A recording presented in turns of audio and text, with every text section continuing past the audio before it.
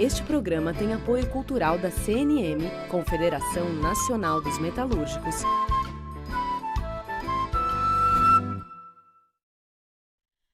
Livre para todos os públicos.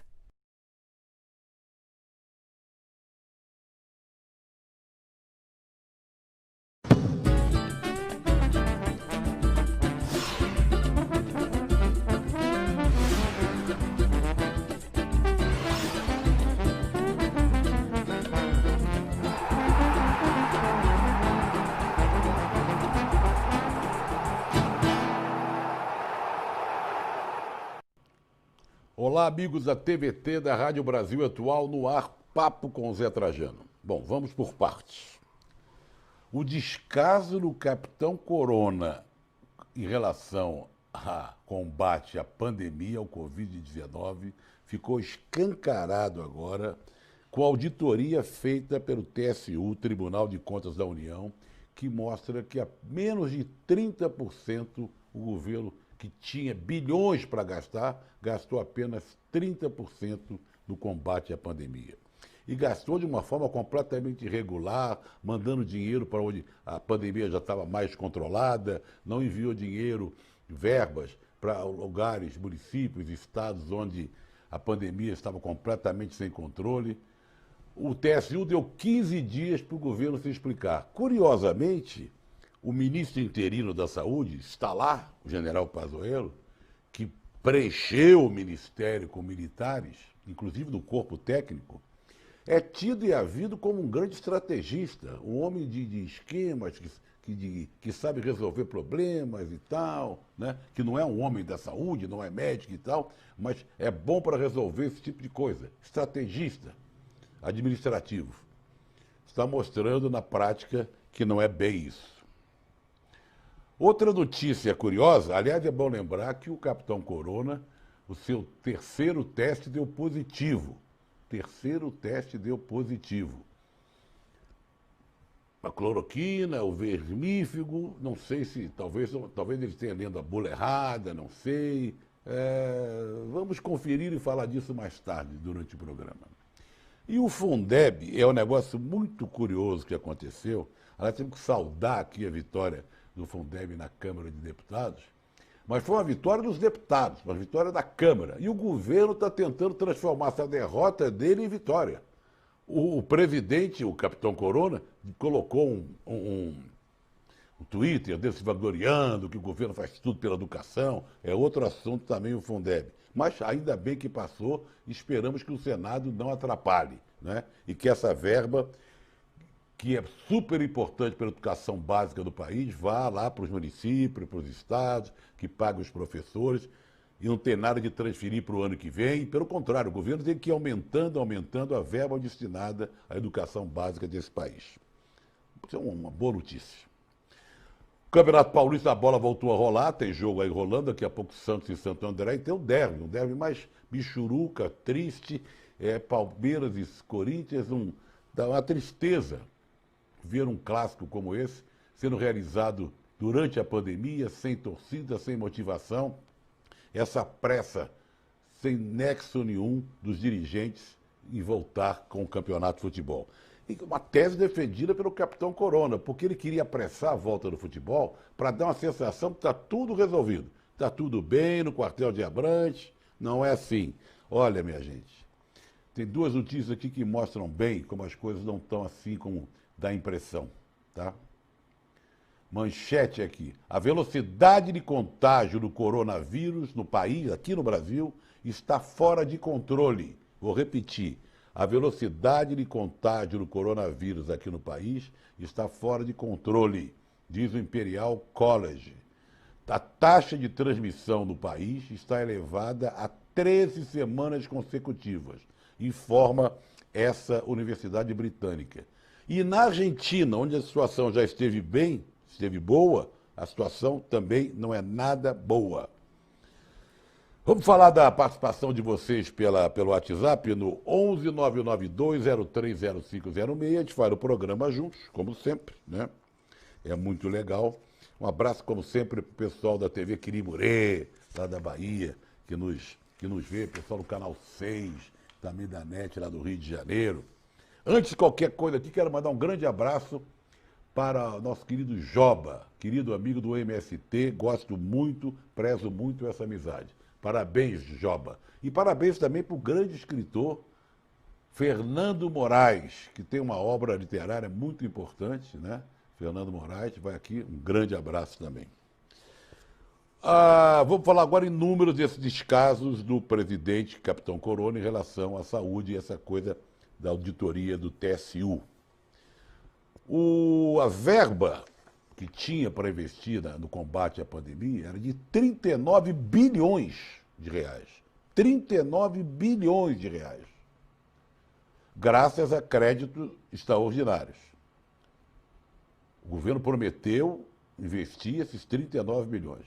Mas só saíram dos cofres da União pouco mais de 11 bilhões, ou seja, 29% do valor disponível. Segundo o Tribunal de Contas, que fez essa auditoria, as despesas diretas do governo chegaram a apenas 11% da verba em caixa. O Ministério também repassou pouco mais de um terço do dinheiro prometido para os estados e municípios. É inacreditável que isso aconteça num país que tem quase 82 mil mortos e 2.178 mil casos por causa da Covid-19. Vamos falar mais sobre isso durante o programa. A Câmara dos Deputados aprovou ontem com folga, foi uma goleada, o projeto que dobra a participação do Estado no Fundeb, Fundo de Desenvolvimento da Educação Básica. Até que enfim. O governo tentou desidratar o projeto, tentou empurrar aqui e tal, passar para 2022, que não é bem assim, deslocando essa verba da educação, como se fosse possível um governo deslocar a verba fundamental para a educação básica nesse país. Quebrou a cara. A votação foi em 2 turnos. No primeiro, 499 deputados votaram a favor e apenas 7 contra. 6 do PSL, ex-partido do Capitão Corona, e 1 do PSC, que é um partideco também, aliado ao Capitão Corona. No segundo turno da votação na Câmara de Deputados, votaram a favor 492 deputados e 6 contra. Aqueles. Né? O projeto agora vai ao Senado, mas tudo indica que o Senado vai aprovar, porque não há clima, não é possível que os senadores não achem que a educação básica seja fundamental.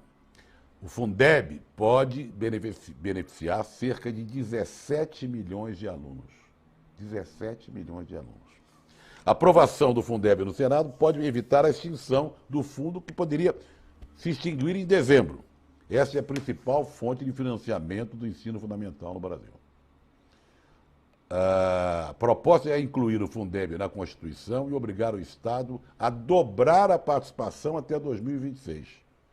Hoje o governo contribui com 10%, mas terá que subir a porcentagem ano a ano, chegando a 23% em 2026. Até que, enfim, uma boa notícia, como também são boas notícias, aquelas das vacinas que estão sendo testadas, já passaram do primeiro estágio, do segundo estágio, estão no terceiro estágio.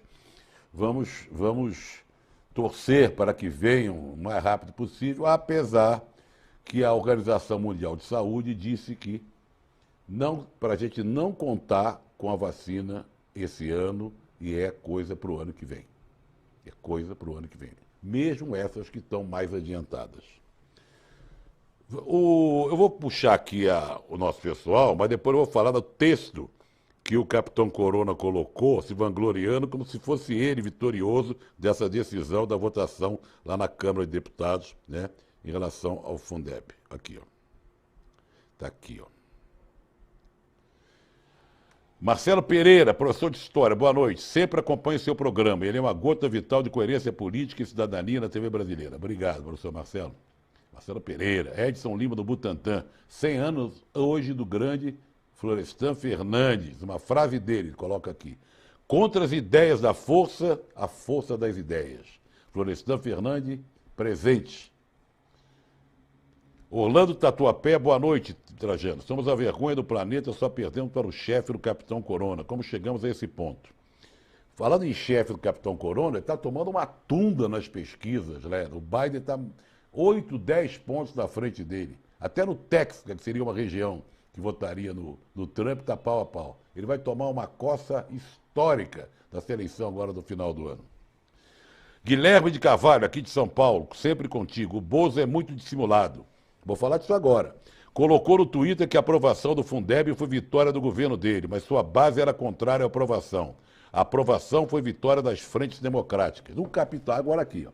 O Capitão Corona tentou transformar a derrota em vitória, como sempre costuma fazer. Simplesmente ignorou que o Planalto fez de tudo para a renovação do fundo só para 2022, adiando. Olha só o que ele escreveu, acho que nós temos até na tela para colocar aí. Um governo que faz na educação, e como faz, né?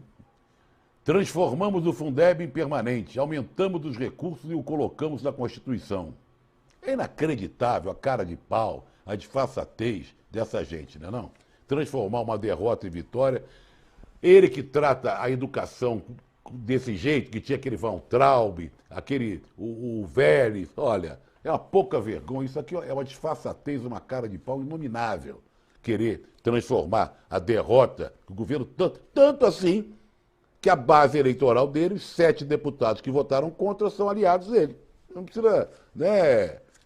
Estamos inventando coisa aqui, não é?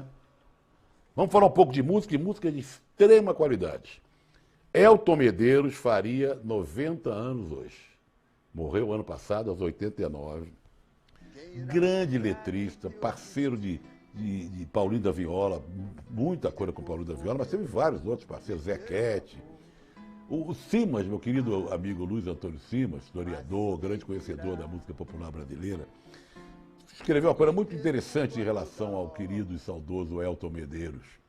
Ele gostava de ficar batendo a caixa de fósforo ali ao lado de quem estivesse cantando música dele. Fazendo uma imagem com o Didi, que foi um grande jogador do futebol brasileiro, melhor jogador da Copa de 58, bicampeão do mundo em 62, craque do Botafogo, jogou no Real Madrid, que o Elton Medeiros é o Didi, que era muito elegante, da música popular brasileira. Ele fez, entre outras coisas, Mascarada, com Zequete, Onde a Dor Não Tem Razão, com Paulinho da Viola, Pressentimento, com Hermílio Belo de Carvalho, que é uma obra-prima. Vamos ver e ouvir um pouquinho do Elton Medeiros, vamos?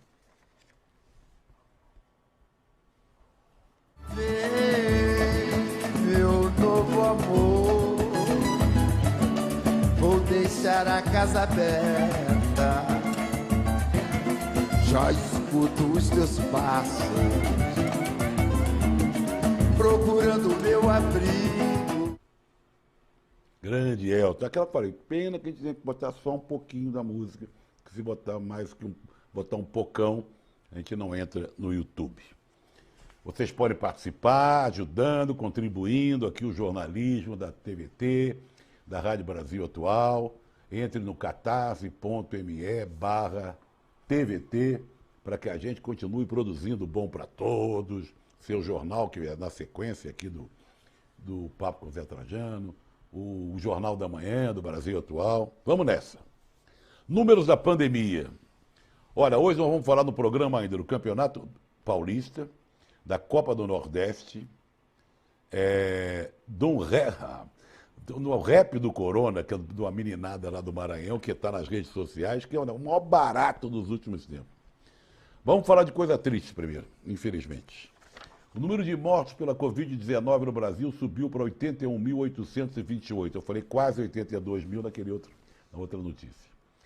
81.828. Foram mais de 1.335 vítimas fatais de ontem para hoje. A Secretaria de Saúde contaram 49 mil, quase 50 mil novos casos. Total de infectados no país hoje é de 2.178.000. São Paulo registrou o segundo maior número de casos em 24 horas desde o início da pandemia. Vou repetir essa frase para prestar atenção. São Paulo registrou o segundo maior número de casos em 24 horas desde o início da pandemia. Portanto, tem que ficar de olhos abertos, prestar atenção, né? Não vamos... A gente vê imagens na televisão, sabe? E o pessoal sem máscara, aglomeração. Olha, até a CNN, não sei se a moça foi advertida, mandada embora, tomou uma espinafrada, falando ontem, acho que foi ontem, anteontem, falando da Covid, não sei o quê, tem sei lá o quê, e atrás do apresentador, que mostram sempre a redação, né? A moça passa com a máscara pendurada na orelha, como fez o Capitão Corona certa vez aí. Né? Que exemplo, né? São Paulo, são 16.777 pessoas, 16.777 pessoas infectadas de ontem para hoje. O recorde de 19 mil casos aconteceu no dia 19 de junho passado. Esse é o segundo número, né? O total de mortes em São Paulo é de 21.532 e o número de casos 439 mil. O interior já passou a capital. São 170 mil contra 167 mil. Estou botando números assim redondos para não me complicar aqui. Está certo que o interior de São Paulo é grande, tem cidades enormes, de porte grande, com população grande, mas olha só. O queridíssimo Capitão Corona, que outro dia, no fim de semana, né, exibiu aquela cloroquina como se fosse o Cafu, o Dunga, o Bellini, o Mauro, né, os capitães, campeões do mundo pela seleção brasileira, orgulhosamente, foi agora o teste dele, pela terceira vez, deu positivo. Vamos ver, não sei se vai com ele se vangloriava tanto, mas fazia propaganda do remédio, pílula, não sei o quê, que o negócio é cloroquina e um vermífugo, tá? Eu queria saber quem são os médicos do presidente, do Capitão Corona. Eles assinam boletins médicos, o nome desses médicos são divulgados, porque tem gente que desconfia. Tem gente que desconfia. E como não é uma coisa assim tão cientificamente notificada, essa desconfiança cabe, tá? Mas, enfim, pelo que foi comunicado, foi o terceiro teste que ele fez e deu positivo pela terceira vez, tá bom? Agora preparem-se, tomara que o pessoal não tenha botado muito curtinho, porque o vídeo é sensacional. É a moçada do Fundo de Quintal OFC. Fundo de Quintal OFC, olha só, da cidade de Santo Antônio dos Lopes. Eu nunca tinha ouvido falar Santo Antônio dos Lopes, interior do Maranhão. Eles são muito engraçados, tem uma verve musical maravilhosa. Para você ter uma ideia, no YouTube ele já tem 1 milhão de seguidores. Porque são demais. Vamos ver e ouvir. Vamos lá.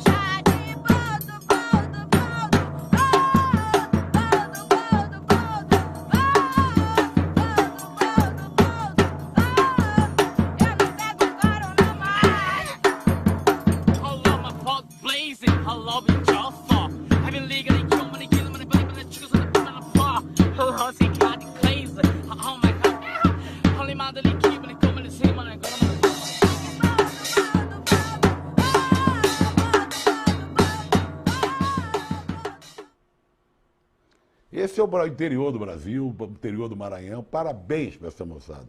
São muito divertidos. Eu vejo esse vídeo várias vezes, que me estimula, assim. É muito legal, muito legal. O cacique Aritana, um dos grandes líderes indígenas do Alto Xingu, foi contaminado pelo coronavírus. O filho contou que o pai de 70 anos se encontra em estado grave e vai ser tratado em um hospital em Goiânia. A Secretaria de Saúde indígena que pelo menos 5 índios do Parque do Xingu morreram por causa do novo coronavírus e 74 estão infectados.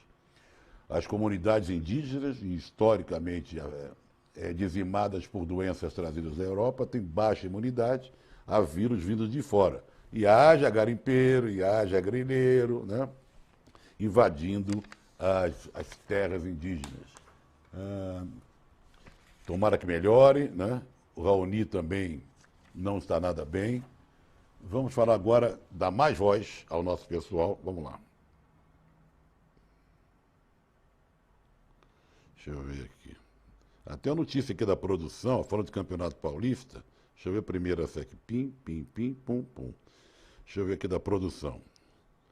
Que é o seguinte. O São Paulo era o único classificado antes da interrupção do Paulista. Com 0-0, agora há pouco terminou Ituano e Ferroviária, o Bragantino também está classificado. Notícias do Campeonato Paulista. Mas vamos ao nosso pessoal aqui. Cláudia de Ilhabela, concordo, é mesmo um bom estrategista. Defendeu exatamente o que determinou o chefe. Esconde dados e dinheiro. Está falando em relação ao Pazuello. Antônio da Cidade Quemel, por que ninguém pega Tucano? Voa muito alto. Doris e Rodoir de São Caetano, somos seus fãs, não perdemos um só programa. Vamos colocar no momento cobrança. Cadê o ministro da Saúde? Soldado é soldado. Juarez e o filho Pedrão de Mogi das Cruzes, sempre aqui, os dois com a gente. Capitão Corona não é capaz de aplicar a verba existente para combater a pandemia. Isso é crime de responsabilidade. E o Supremo não pode agir? Vergonha. Jackson de Salvador. Meu amigo, aqui o prefeito quer abrir o comércio na sexta ou no sábado, com uma ocupação de 74% das UTIs. Tá vendo? Vamos lá, vamos ver aqui se eu consigo... Olha, esse presidente da Fundação Palmares é um negócio assim inacreditável. Esse é daquela coisa que eu sempre falei aqui, que nesse governo de um ano e meio, um pouco mais, do Capitão Corona, surgiram personagens inacreditáveis da história brasileira. Já teve de tudo, né? Esse advogado que escondeu lá o Queiroz, o próprio Queiroz, né? O Waltraub, a Damares, ou esse Ricardo Salles, é inacreditável. E esse presidente da Fundação Palmares, o Sérgio Camargo, olha só, classificou como lixo esquerdopata o movimento antirracista Vidas Negras Importam. Chamou os apoiadores do Vidas Negras Importam de defensores de bandidos. Colocou tudo isso no Twitter dele. Ele que tem um pai de 80 e poucos anos, que é um militante antirracista pelas causas antirracistas, sabe?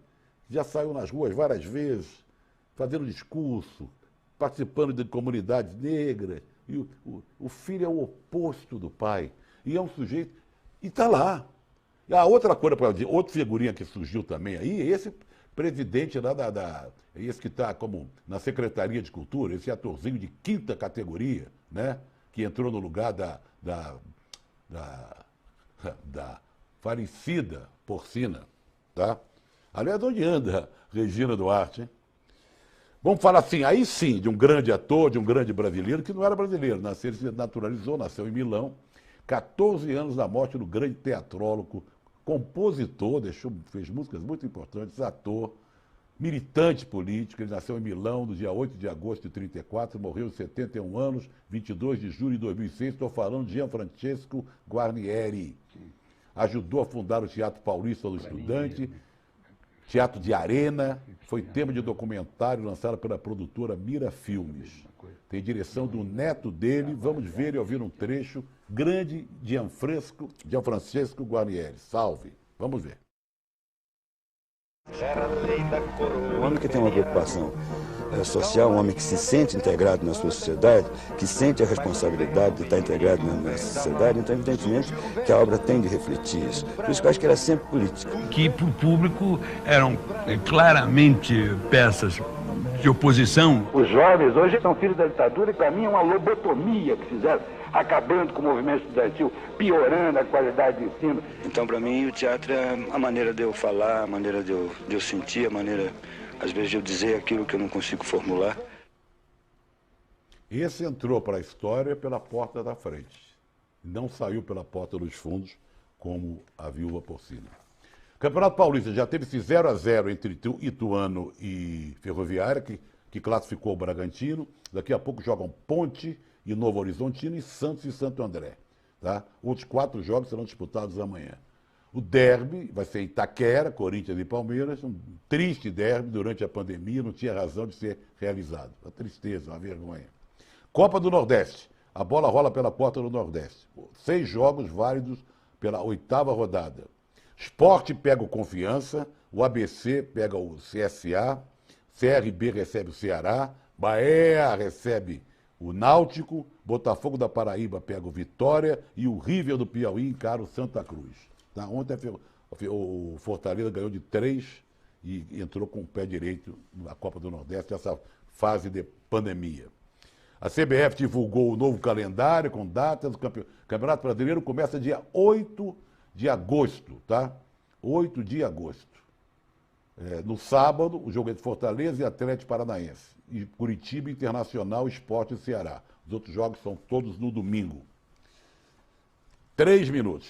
Reforço o convite para você assistir aqui o Central do Brasil, programa às 8 da noite. Muito legal, 15 minutinhos, um jornalismo muito bem feito. Veja, depois você me fala. Vou só citar 100 anos de um grande compositor de carnaval, Haroldo Lobo, assim como Braguinha e Lamartine Babo. Eu acho que é o trio dos maiores compositores de marchinhas de carnaval. Salve Haroldo Lobo. Vamos dar um momento de cobrança, tão esperado.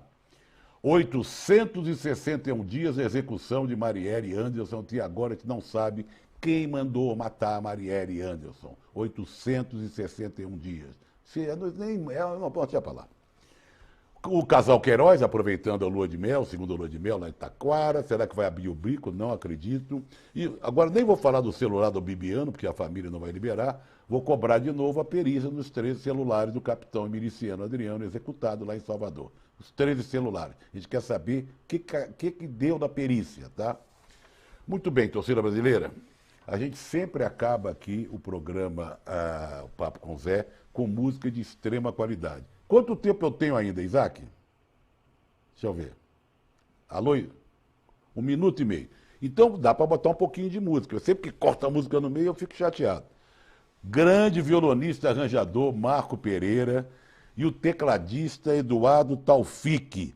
Olha que gostoso. Bate Coxa, canção do Marco Pereira, e com essa dupla maravilhosa, gostosa de ouvir, você vai terminar o Papo com o Zé de hoje. Voltamos amanhã na sequência do seu jornal. Um abraço.